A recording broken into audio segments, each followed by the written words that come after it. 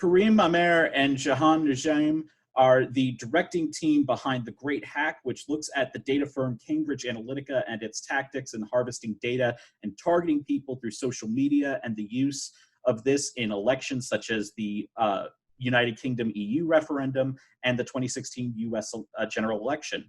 I'm Charlie Bright of Gold Derby, and both of them join me today.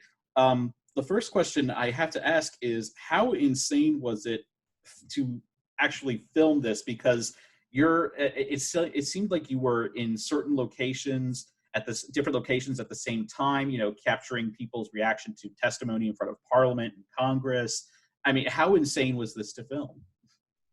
Well, we always try in our films to make them as much like fiction films as possible, where you feel like you are in the moment. And I think that's why we felt so fortunate that we met Brittany, because Brittany Kaiser was somebody. This was we felt an incredibly important topic, but it's about data. So how do you make data come to life? How do you feel like you're in those rooms where people are making the decisions about data?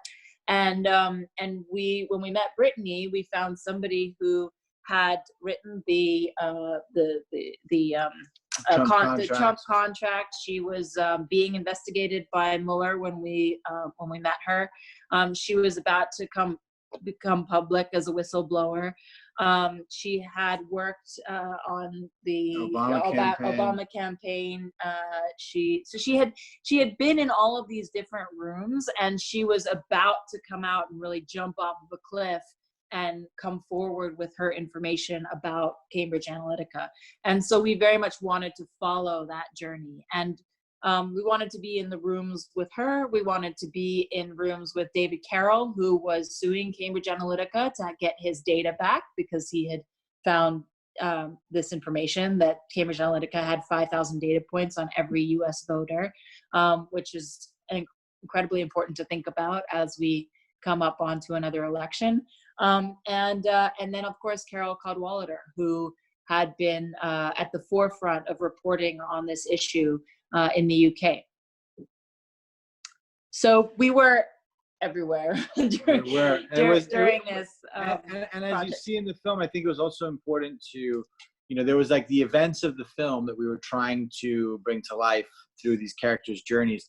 But then there was like the space in which the consequences of this film is happening, right? And it's like, how do you show people that this is not just about this thing that happens every 4 years with an election?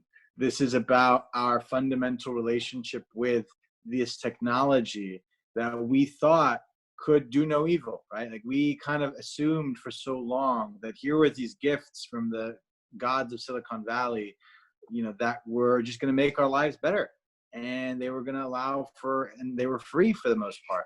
And then to wake up and realize that there is a cost to this technology that hadn't been shown up on anyone's balance sheet, but had shown up on kind of society's balance sheet, so to speak, of what happens when you have a weaponized information landscape that continues to be exploited by people who are adverse to the democratic process, whether they be foreign or local or organized or individual actors.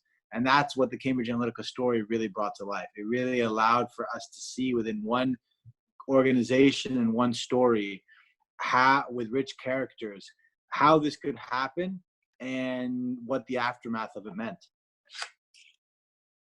So, you know, when I was typing up the questions for this interview, and I found myself saying out loud how I in my introduction, how I described what Cambridge Analytica did, and what it did and what it enabled, it felt like it could actually be reduced to one word, and that's radicalization.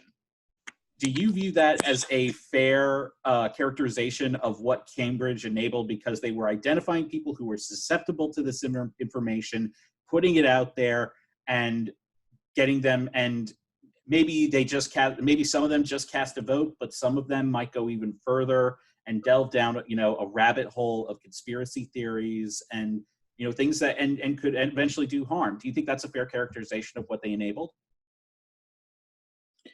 I do. I do think that's a fair characterization. And I think that it's important to understand the history of this organization, Cambridge Analytica. Cambridge Analytica began as a, its mother company, the SCL Group, is a military contractor that is run by two former MI5 guys, and for years had been working in elections around the years, over 130 elections, I believe, and had developed what the British government considered to be weapons grade information tactics and procedures. I mean, this was not just a normal communications campaign. This is a weapons level military grade operation conducted on British and American citizens without people's consent or awareness. Like, essentially, as Paul Hilder, one of the characters, says in the film to Brittany, the American people were psychologically experimented on. That's what happened, right? And Facebook completely allowed for it to happen. In fact, encouraged this kind of stuff to happen because we were all operating under this assumption, as Google's tagline at the time was "Do no evil." Right? Like, technology was seen as this benign space run by lovely fellows who wear hoodies and could do no harm, right? And we realized that we have accountability and checks and balances for a reason. Right? Like, we need to hold power accountable. And when that much power is concentrated in so few hands, this is one of the results that you get. And what's most kind of upsetting in some ways is just is how shocked we were to all of this, because we didn't realize how much of ourselves we gave up, right? Like, we assumed that this admission fee to the connected world was a fair deal. Give us all your data, and we'll give you all these free tools. What could possibly go wrong? Well, what could go wrong is losing control of the foundation of our trust and information. That's what could go wrong. And now we wake up to not only the 2016 election and its aftermath, but this kind of no end in sight post-truth reality, where you have even COVID being completely weaponized. The basics of science being completely debated. Whether the earth is flat or not coming up again. Like, this is a new reality that and if you're making money off the advertising that's pushing that, you have to ask yourself, are you cool with that? Like, is it okay that your business model is fundamentally profiting off the division of the American people? Like, is that okay? And if you're a user of that platform, are you enabling that? And if you're a stockholder of that platform, are you enabling that? And if you're a citizen of California, where these companies are headquarters, are you okay with that? Or should you be writing to your, congressional leadership? So, I think one of your documentary is full of interesting characters, both ones that you that participate in the documentary, others that didn't. I'm curious as to if you have any idea what Alexander Nix has been up to since dissolving Cambridge Analytica and the release of this documentary. We did talk. Whether or not and whether or not he is trying to avoid getting milkshakes thrown at him. We did talk with Alexander Nix and almost did an interview with him. Almost, yeah. We had arranged the day. The cameras were waiting outside. You went in and met with him. And he basically told you that if you were using any of the Channel 4 footage, which shows the undercover, the undercover Channel 4 footage, that he didn't want to participate in the interview. So, and he walked and left. And he walked out. So it was too bad, because we do think that it's important to get all perspectives on this. But I don't know what he's been doing. I don't know. I heard recently from a little bird that he's been playing polo quite a bit, and that he's continuing to do some work in this space, but in other countries, where he continues to do this work that he's allowed. But I think it's important when talking about Alexander Nix to remember that Alexander Nix was an intrepid entrepreneur as well. He didn't create we can be upset at him, but at the same time, this country is built on the notion that, strong entrepreneurship are those who go out there and try to build a company. And what he did was mostly legal. A lot of the stuff he did was legal in the United States. We don't have the laws to protect us from what he did. So we allowed for the American election to be this highly coveted crown jewel of the election business. We allowed for our democracy to be for sale.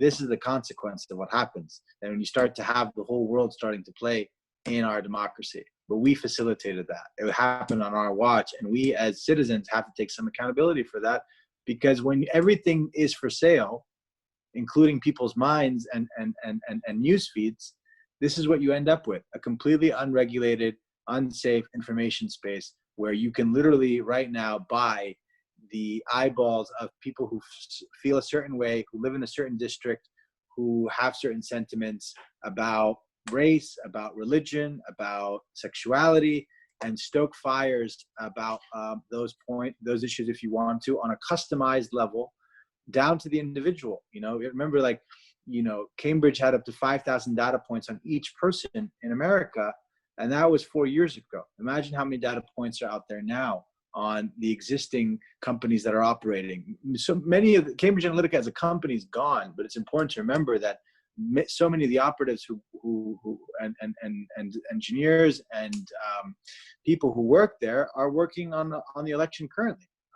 It's really tough, watching this movie, because you want to feel like you can do something, but sometimes it can feel like that is kind of like maybe it's beyond reach. So, is there anything that we as citizens can do to avoid being susceptible to this kind of manipulation, other than giving up all technology and living off the grid with people like Alex Jones?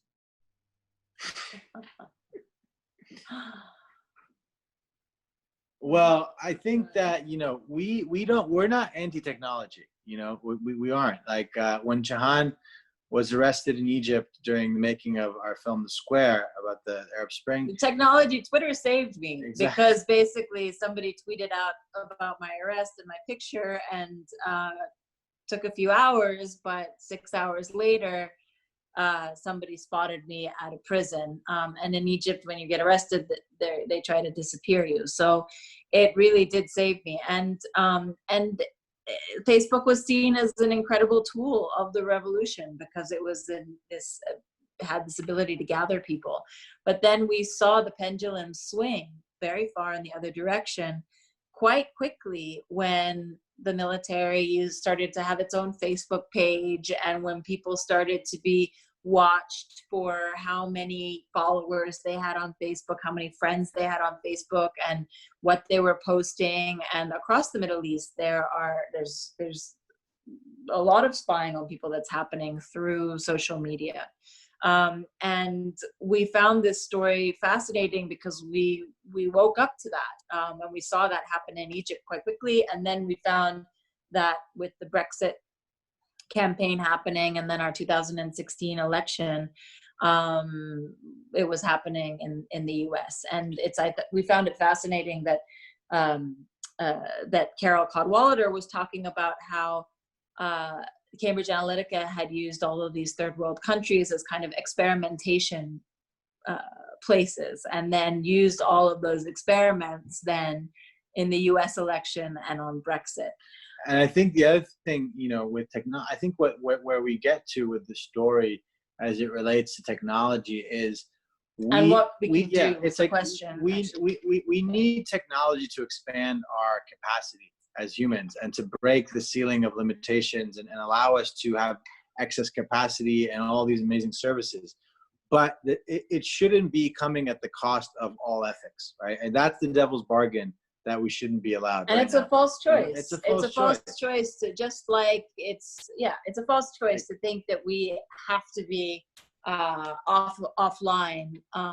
Like you don't need to design, Candy Crush and tell me that it's just a game and you're really just mining all my data and selling it. And then you're like seen as like a really clever entrepreneur and you get VC financing. Like that shouldn't be cool. Like that shouldn't be yeah, you're so smart. Like you tricked all your users and got them to give you all their data because they couldn't be bothered to read the contract that you made them sign and just kind of hand it all over. Wow, bravo! You just were able to really do. Like that's the culture. Like I feel like people will look back at this time and realize this was the wild west of data. It was this time where it was like, as Carol says in the film, when she met Andy Wigmore, people just give it to you. It's like it was this kind of free for all. Well, so we can insist on better government regulations. In Europe, for example, you have to opt in order for your name, address, etc. to be shared. In the US, you have to opt out in order for it not to be shared. So it's. But that assumes you have a functional government, which I don't know. But that's not for this one. So yeah, it's as everything, as democracy is, as change is, we need to keep fighting for it. And I think also for Hollywood, it's important to realize that we have a lot of power over this industry if we choose to exert it, because this industry is so fueled by content and getting audiences to watch stuff. And we as creators can start to push back and say, we want a more ethical information landscape. We want to know that you're not using our content and our stories to further, enable these factors that are harmful to our society. And I think that that's not a difficult ask to make, and it's something that we should look at as an industry and as creators, what our responsibility is in this space. And we need to go to the young engineers of Facebook and young engineers of these companies, and really, these engineers should be thinking about the fact that Facebook and Silicon Valley would not exist without the open society. And so if their company is destroying the open society, we need to think about what our responsibility is to the future. So I was wondering, what was it like finding out that your film got nominated for an Emmy?